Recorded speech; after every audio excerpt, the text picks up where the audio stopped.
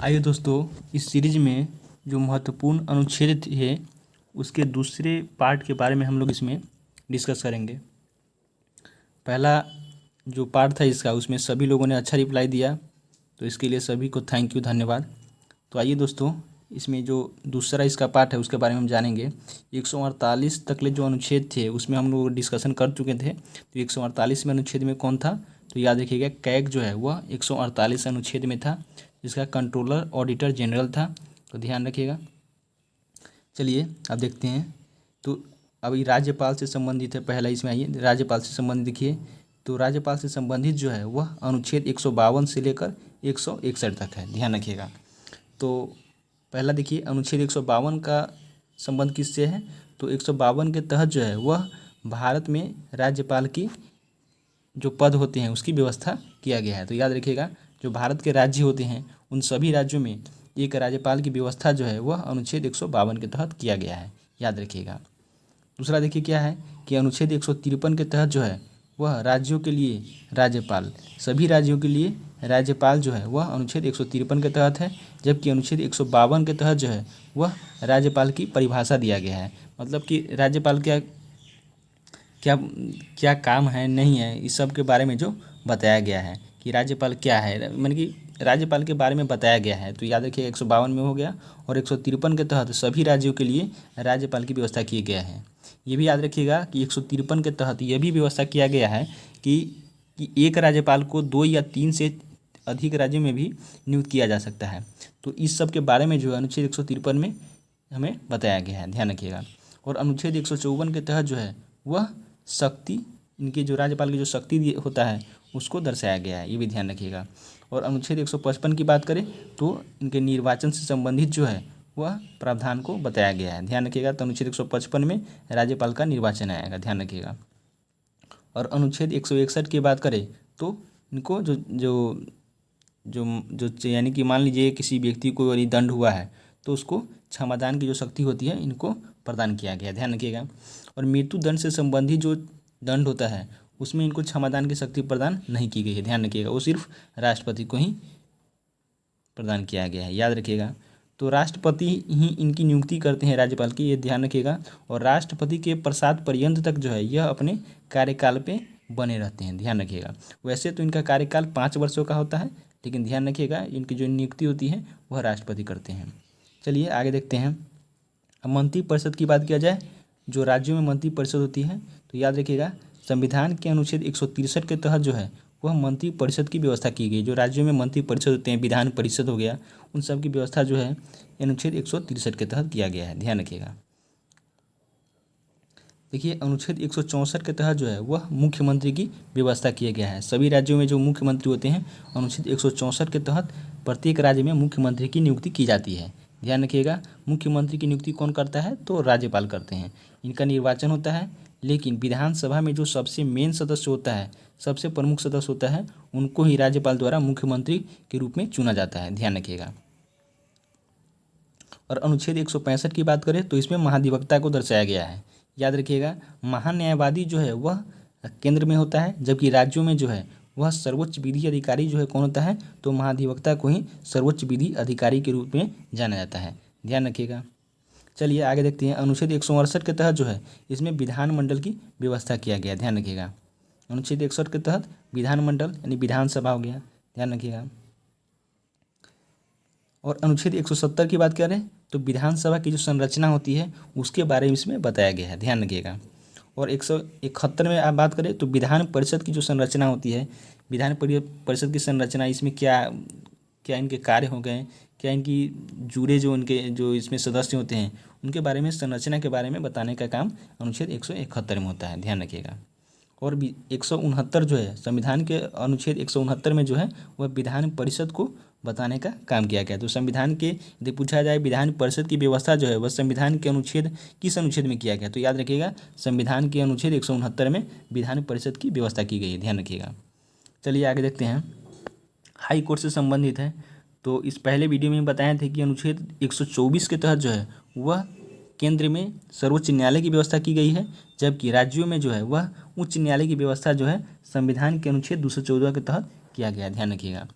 और अनुच्छेद 216 के तहत जो है वह इनका गठन से, इनके गठन के जो प्रावधान होते हैं उससे संबंधित जो है यह बताया गया है अनुच्छेद 216 के तहत, ध्यान रखिएगा। और अनुच्छेद 231 के तहत यह बताया गया है कि 2 या 2 से अधिक राज्यों का जो है हाई कोर्ट एक हो सकता है।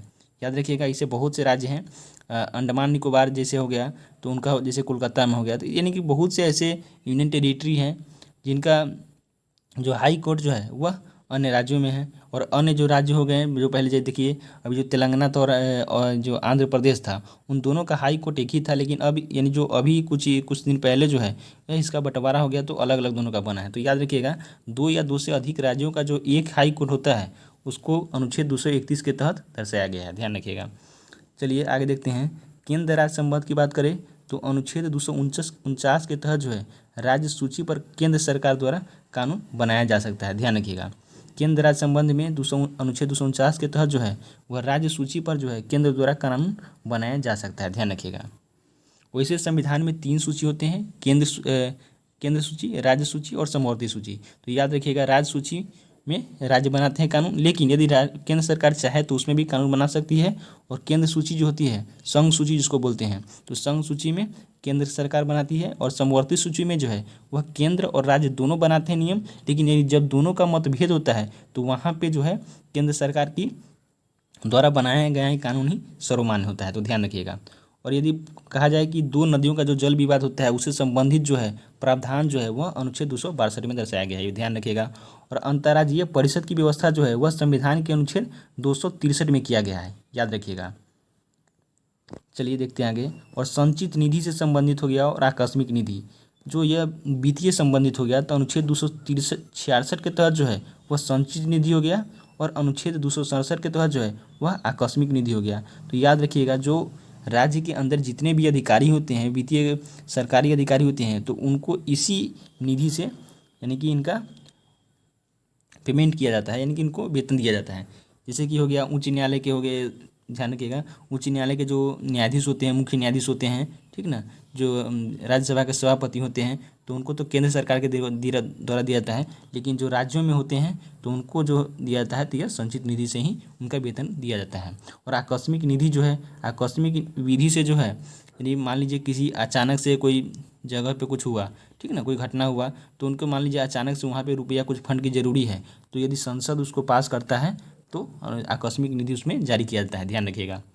और अनुच्छेद 280 की बात करें तो इसमें वित्त आयोग से संबंधित प्रावधान है, ध्यान रखिएगा। चलिए अनुच्छेद 312 की बात करें तो अखिल भारतीय सेवा से इसमें संबंधित है। अनुच्छेद 312 के तहत जो है मेनली अखिल भारतीय सेवा के जो स्थापना की बात होती है, तो अनुच्छेद 312 के तहत राज्यसभा जो है वह अखिल भारतीय सेवा की स्थापना कर सकते हैं, ध्यान रखिएगा। अखिल भारतीय सेवा, लेकिन काम दोनों में करेंगे, केंद्र में भी और राज्य में भी, दोनों में काम करेंगे, ध्यान रखिएगा। यदि बोला जाए अनुच्छेद 315, तो ध्यान रखिएगा अनुच्छेद 315 जो है वह संघ लोक सेवा आयोग से संबंधित है, ध्यान रखिएगा। यूपीएससी हो गया, संघ लोक सेवा आयोग से संबंधित है, ध्यान रखिएगा। यदि कहा जाए संघ लोक सेवा आयोग जो है वह पहली बार स्थापना हुआ था, वह किस कमीशन के आधार पर किया गया था, तो ली आयोग था, याद रखिएगा। ली आयोग की सिफारिश पे जो है वह भारत में संघ लोक सेवा आयोग की स्थापना पहली बार की गई थी, ध्यान रखिएगा। अब निर्वाचन आयोग की बात करें तो निर्वाचन से संबंधित जितने भी प्रावधान हैं वह संविधान के अनुच्छेद 324 से लेकर 329 तक ले इसमें प्रावधान बनाए गए हैं, ध्यान रखिएगा। चलिए आगे देखते हैं,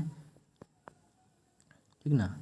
अनुच्छेद 330 की बात करें तो लोकसभा के आरक्षण जो संबंधित हो गया, SC ST से संबंधित इसमें जो आरक्षण मिलते हैं लोकसभा में, ठीक ना, तो इनसे संबंधित है अनुच्छेद 330, ध्यान रखिएगा। और विधानसभा में जो आरक्षण है उनसे संबंधित है 332, ध्यान रखिएगा। 330 के तहत जो है SC ST को लोकसभा में आरक्षण दिया गया है, जबकि विधानसभा में जो है SC ST को जो आरक्षण से संबंधित प्रावधान दिए गए हैं वह अनुच्छेद 332 में इसको बताया गया है, ध्यान रखिएगा। अनुच्छेद 335 के तहत जो है वह सेवा हो गया, पद हो गया, विशेष आरक्षण। अनुच्छेद 335 का देखिए सबसे मेन इसका हो गया अनुच्छेद 335 के तहत यदि मान लीजिए केंद्र सरकार चाहती है कि कोई व्यक्ति जो है कुछ ऐसा काम करता है जैसे कि जो राष्ट्र हित में नहीं है, ठीक ना, तो उसको यानी कि सेवा जो उसको पद होती है उसको निम्न कर सकता है। मान लीजिए कोई उच्च पद पे है तो उसको निम्न कर सकता है, उसको पद प्रभार भी कर सकता है, उसको कम कर सकता है। 5 साल की जगह उसको 65 साल में रिटायर है तो उसको 60 साल कर सकता है, तो उसके पद को निवृत्त कर सकता है या उसके पद को जो है वह आरक्षित कर सकता है। ध्यान रखिएगा। अनुच्छेद 338 के तहत जो है वह सुप्रीम कोर्ट के आयोग की स्थापना किया गया है। ध्यान रखिएगा। और 338 के तहत जो है वह ST आयोग यानी कि जो शेड्यूल कास्ट जो आता है उसके तहत 338 हो गया। लेकिन जो शेड्यूल जो एकदम लास्ट में आता है अनुसूचित जनजाति आयोग जो आता है उसके लिए 338A में उसकी व्यवस्था किया गया है। ध्यान रखिएगा। चलिए, अनुच्छेद 331 के तहत जो है वह लोक एंग्लो जो होता है, आंग्ल एंग्लो जो इंडियन होता है, जो लोकसभा के द्वारा जो है वह उसमें राष्ट्रपति के द्वारा जो 2 व्यक्ति का चयन किया जाता है उसकी व्यवस्था अनुच्छेद 331 में किया गया है। ध्यान रखिएगा। और बात करें अनुच्छेद 333 को, तो विधानसभा में जो राज्यपाल के द्वारा व्यक्ति का मनोनयन किया जाता है तो उससे संबंधित हो गया अनुच्छेद 333। ध्यान रखिएगा। और 340 के तहत जो है वह ओबीसी आयोग की स्थापना की गई। तो याद रखिएगा ओबीसी आयोग जो है वह अनुच्छेद 340 से संबंधित है। ध्यान रखिएगा। देखिए आगे देखते हैं अब राजभाषा। तो राजभाषा के देखिए 343 से 351 तक जो है वह भारतीय भाषा से संबंधित है। तो याद रखिएगा अनुच्छेद 343 के तहत जो है वह हिंदी भाषा को जो है वह देवनागरी लिपि में सर्वोच्च मान प्रदान करता है। ध्यान रखिएगा। चलिए अब आपात उपबंध से देखते हैं। तो आपात उपबंध से जो है वह 3 जो है वह मेन है। याद रखिएगा ये तीनों बहुत ज़रूरी है दोस्तों, इसको याद ही रखिएगा। ध्यान रखिएगा।